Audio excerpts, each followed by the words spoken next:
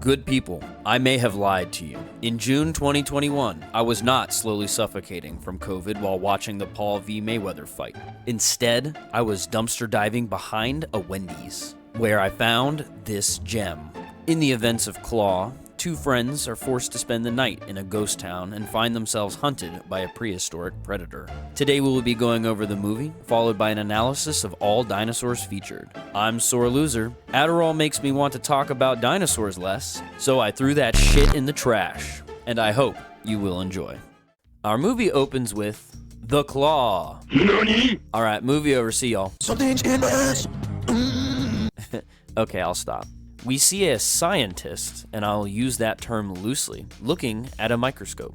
We are beaten over the head with subtle hints of him being on the run, and some gene splicing takes place, which results in an egg. This is all very ridiculous. Like, if it was that easy, I'd be in my garage cooking up some dinos as we speak. We are then shown the title and hear a trapped dinosaur. Juxtaposed to that intro, we see our two MCs driving down a desert road. This one is Kyle, whose main character trait is, how do we say, gay. You'll see. The other one is Julia, who is anxious to get to her stand-up routine in Los Angeles. My sympathies for having to go to LA. When I first watched this, I was confused as to what the relationship was, because Kyle keeps calling Julia babe. Babe. So I thought they were a couple, then cousins, just really southern, but they're actually friends. Anyways, the two pass a ghost town museum, and Kyle wants to check it out. Julia vetoes the idea though, and as revenge, a low poly coyote runs across the road. Oh my god, bro. This causes their tire to go flat. Kyle says, Like $300. and I feel it, so they have to resort to hitchhiking. Julia gets some coaching on how to properly hitchhike, but she starts acting like a fucking thought so they don't get picked up. They get the idea to walk 3 miles back to that ghost town museum they saw in order to use a phone. Once the two MCs arrive, they find that the gate is locked. This stops neither of them though, and they start to explore the spooky town. Kyle makes a friend who doesn't seem too pleased about that fact, and the two find a house. They enter and promptly start touching everything. Kyle finds a chew toy and declares that the house is empty, when a man grunting can be heard in the back room. Julia can't let anyone be happy, and they take a peek. A sleeping man can be seen, next to America's third favorite hobby. She eventually gets him up and he freaks out. We find out his name is Ray, and he is sympathetic to our MC's plight, but can't offer them a ride as his brother has the only working car until tomorrow morning. The two uneasily agree to staying the night, and our boy Ray cooks up some bullshit that they've definitely served me in the Navy before, and wastes no time whipping out a replica raptor claw.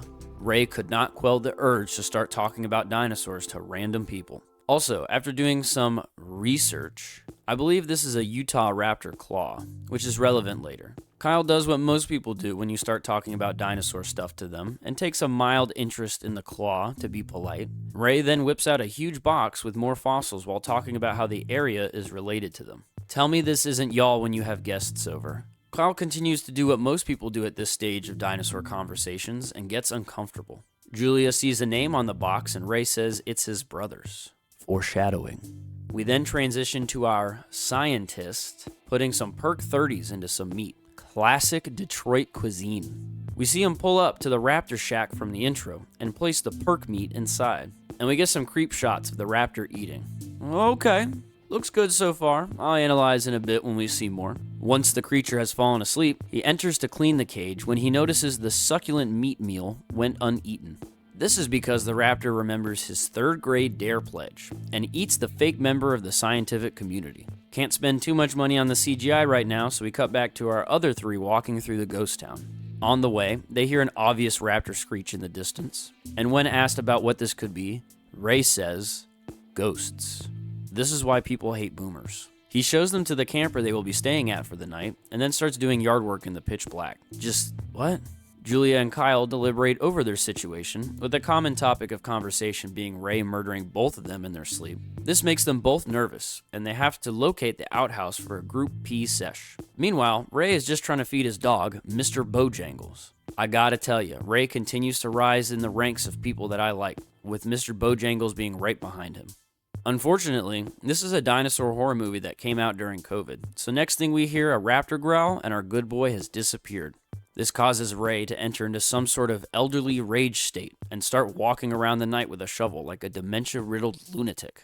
Kyle and Julia see this activity happening and decide to hide in the camper. Eventually, Ray wanders his old ass to the barn where we get to see our raptor a little bit more. You know, I'm still impressed by the CGI we are seeing for the budget they had, but we'll get a better look at it in a bit. Ray is also surprised by the quality of the raptor, but manages to lock the thing in his barn. This causes him to run to the RV that Julia and Kyle are in, which causes the two to panic, thinking they are about to get murdered. They give Ray the PUBG treatment and start running to the house to find a phone. Along the way, they hear a commotion in the barn, and Kyle investigates, only to find a big footprint and a jump scare. They take no more detours on their way to the house and locate an old rotary phone, but it turns out to be a fake. This causes them to search the kitchen when they discover something, a eulogy for Ray's brother. Come on, Ray, now I gotta lower you for dishonesty. The old feller senses this and shows up. They tell him to stay back or he's gonna get the pan again. But all Ray cares about is that those two don't go outside and remain safe. Come on, Ray, you know I'm a sucker for selflessness. They do call him out on his lies though. He explains that ever since his brother died, he's been very lonely and just wanted some company for once. This causes everyone to forgive him because he is a wrinkly treasure and we love him. But this doesn't fix the issue of imminent consumption, so they start to work out a plan when something outside is seen. It's Mr. Bojangles. They try to get him inside, but Mr. Bojangles is a Chad and is more concerned with his lack of dinner rather than the imminent dinosaur danger. This causes Ray to have to go outside, and eventually they have to deploy squeaky toy tactics. This seems to do the trick, but everyone, including me, is understandably upset by this. The raptor quickly returns, however, and they have to turn out all the lights in order to avoid detection. For 3 people trying to avoid being found by an apex predator, they sure are talking loud as fuck. Then, in complete darkness, Ray draws out a plan to grab a battery charger from a shed and for all of them to meet at the truck. They somehow see this and they break, and soon Julia and Kyle walk into a motion-activated light where the raptor is waiting. The two take cover and discuss which animal survival technique to deploy. Julia settles on the walk towards it while looking scared shitless strat that has a proven 0% survivability ratio. Luckily for her, the raptor is actually a horse statue. Unluckily for both of them, the real raptor shows up. They run to the saloon to hide and spot the truck. Our boy tries to start the vehicle when the raptor attacks. He must not be a truck guy. We get our first real look at our dinosaur. It's large, featherless, has big eyes, a large jaw, and large long teeth. While this is near identical to the description of the Jurassic Park velociraptors, I think they were going for Utahraptor, which is a genus of large dromaeosaurid dinosaur that lived during the early Cretaceous period. We will talk about them later. The raptor attempts to get through the truck's rough exterior and into Ray's squishy interior. Julia takes charge of the situation though and gets its attention. She tries to lock it behind a fence, but it easily clears that obstacle. So Julia climbs a ladder onto the roof to escape. The Utahraptor has not yet mastered this art, however. What he has mastered, though, is jumping vertically. This intimidates Julia, who runs around in order to activate this flashing light. And this flashing light activates Kyle's epilepsy. Ray appears and tries to help, but his medical knowledge is limited to shaking the victim and asking what's wrong. Thankfully, though, the raptor kills the lights for Kyle. We get this kind of cool shot of our dino chasing Julia, and then we see Kyle waking up to the sweet smiling face of Ray, who tells him to rest up and he's gonna grab the truck real quick.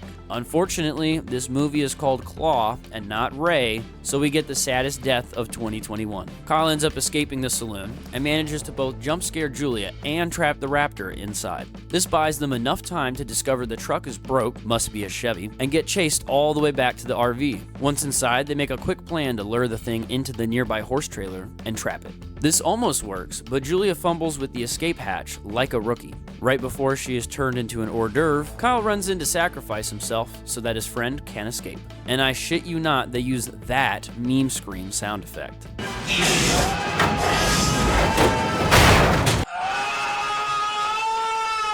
I fucking love this movie. Julia somehow doesn't die laughing and makes it onto this firefighting vehicle. She grabs an axe. Although she doesn't hold it very convincingly, we get some cool Mortal Kombat-esque shots before the raptor literally gets shot. Our scientist here is a crack shot and is a woman disrespecter. Dangerously based. The next we see, the Alpha Chad is stopping for gas, with the raptor just in the back of a stolen U-Haul trailer under a fucking tarp. This leads me to believe that calling this man a scientist because he engages with dinosaurs is like calling your local crackhead a chemist because he keeps picking up road salt and putting it in his mouth to test if it's crack or not. Anyways, he's also a dick to the cashier. When he returns, the Utahraptor has untied itself. Don't bother asking how. And kills this dumbass before running off into the night, like Batman. Julia wakes up and goes looking for Kyle's remains, but he is patiently waiting in the RV bathroom to awkwardly step out of it. They celebrate and wander back towards their car, having groaned from the ordeal. And also they hit the audience with this legendary line. You were in the closet. I've been in the closet for 17 years.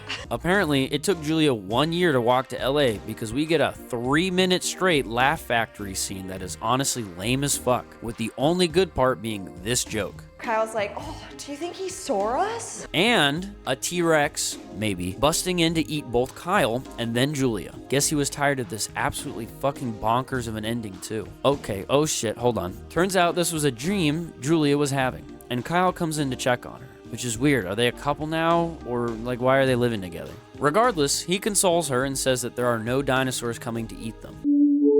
But right on cue, we get a cool mock-up of the Jurassic Park cup scene, and Kyle nervously checks the window. He declares it's safe outside, but the maybe T-Rex can hear shit-talking from a mile away, so he pokes his head up to make his displeasure known. Our two MCs can only hold each other and scream as the movie ends.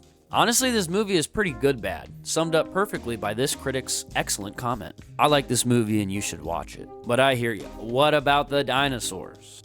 I got you, homie. Our main antagonist of the film was undoubtedly Utahraptor. And Utahraptor is the largest dromaeosaurid, or a group of carnivorous feathered theropods, that lived in what is now the United States about 135 to 130 million years ago. They measured 20 to 23 feet long, stood about 5 foot tall at the hip, and probably weighed about 500 kilograms or 1,100 pounds roughly. They were heavily built carnivores with leg physiology supporting the idea of them being ambush predators. Often, they are depicted having feathers, since a more phylogenetically primitive species, the Microraptor, was found with feathers. Utahraptor probably had them too. Now their name means, surprising nobody, Utah's raptor. As for hunting methods, although Utahraptor was faster than sauropods, it utilized its large tibia to provide massive leg force when ambushing its prey. It possessed a large doom claw on its second toe that was definitely used in conjunction with its strong legs to hold its prey down, probably with the raptor prey restraint method. Much like other dromaeosaurids, it most likely used its jaws to dispatch its prey, and it's thought that it hunted large dinosaurs like iguanodons and Therizinosaurus. There has been little evidence for showing if they hunted in packs or exhibited cooperative-based hunting.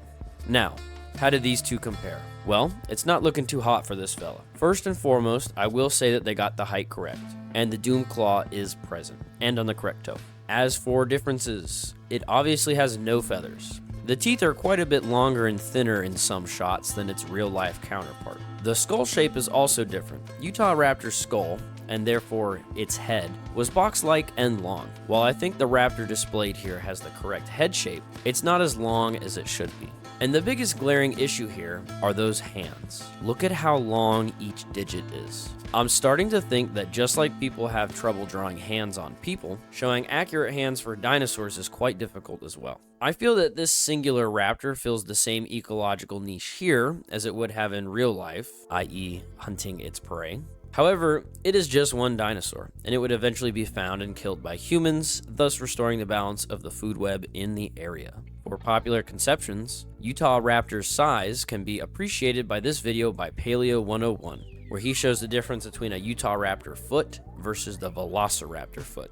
The raptor also appears in the 1995 novel Raptor Red, with it being a fictional story about a female Utahraptor. And finally, the Utahraptor is the state dinosaur of Utah. Now I know there was a brief appearance by what was probably supposed to be a T-Rex, but I would like to talk about Tarbosaurus. Tarbosaurus was a genus of large tyrannosaurid, which lived in Asia about 70 million years ago. Like most tyrannosaurids, Tarbosaurus was a large bipedal predator which grew to about 33 feet long, 10 feet tall at the hips, and weighed about 5 tons. They are unique for their locking jaw ability, and they had the tiniest arms proportionate to their body size of all the tyrannosaurids. Their name, Tarbosaurus, means alarming lizard. Like Tyrannosaurus, they had excellent olfactory bulbs, which suggests a keen sense of smell. Due to its large auditory nerve, it is proposed that they also had good hearing. This would be useful for communicating to each other, as well as listening for sounds in the environment. They are thought to have mainly hunted large dinosaurs in its environment, like the Titanosaurus and Hadrosaurus. Paleontologists have found that one of the 10 hand bones recovered from Tarbosaurus had stress fractures. This led to a conclusion that Tarbosaurus had an active predation lifestyle, rather than an obligate scavenging one. This is because injuries to the hand usually indicate they are using them to hold down prey, as opposed to foot stress fractures, which usually indicate some form of running, migrating, or scavenging activity. As for its locking jaw mechanism, it had a ridge on the surface of the angular bone, which articulated with a square process on the rear of the dentary. This indicates a rather rigid lower mandible, more rigid than that would probably have been in the Tyrannosaurus rex. Now, how do these two compare? Well, they don't really, as they most certainly were going for a Tyrannosaurus rex rather than a Tarbosaurus. While the Tarbosaurus has differences from the T-Rex due to evolving in a different environment with different conditions and prey, they do look rather similar in appearance and size. But we still love you, Tarbosaurus. As for popular conceptions, it is unfortunate that T-Rex takes the spotlight for Tyrannosaurids, so Tarbosaurus is rather outshined. However, it does appear in fossil fighters, with a fin. They also appear in Prehistoric Planet and Chased by Dinosaurs. Thank you all for watching. I really hope you enjoyed. Let me know what you thought about the video in the comments below. I'm really interested in what you think. And there's more to come. I hope you have an amazing day, and I'll see you next time. Thank you.